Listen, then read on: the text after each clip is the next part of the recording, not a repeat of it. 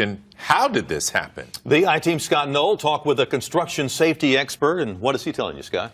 Well, guys, like many of us, Richard Jessup was glued to the television watching this rescue. But as a construction safety expert, something stood out to him.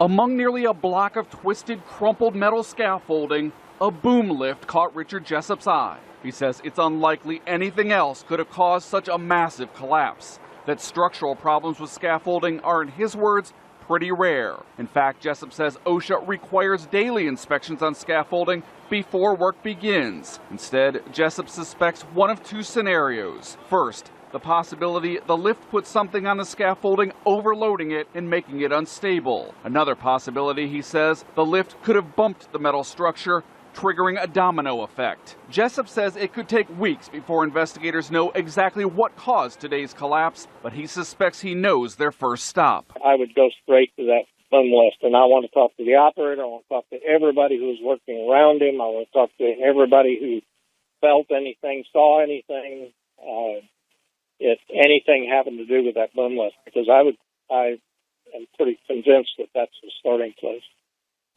And we checked the finger company's record with OSHA. The company's paid $4,800 to settle 3 violations in the last 2 years.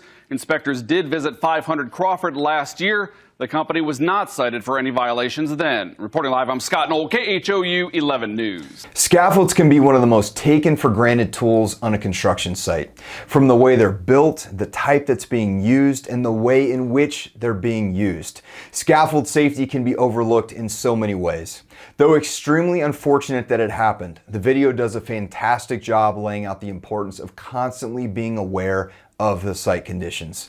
The heavy equipment that was nearby should have never been allowed to be so close. The operators of that equipment also made the fatal mistake of operating so closely to the scaffold system. So let me ask you, what's your process for inspecting scaffold equipment on a daily basis? Do you always have a competent person signing off on the daily evaluation, as well as other site conditions such as heavy equipment operation nearby? Rightfully so. Scaffold systems have several OSHA standards associated with their operation. Are you and your teammates aware of what those are? Fall protection isn't something OSHA messes around with due to the high number of injuries and fatalities that occur each year. Don't allow yourself to be a statistic, nor your mistakes to be blasted on YouTube.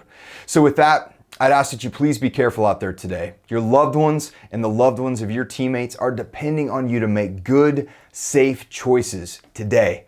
Be a leader and lead by example. I'll see you in the next one.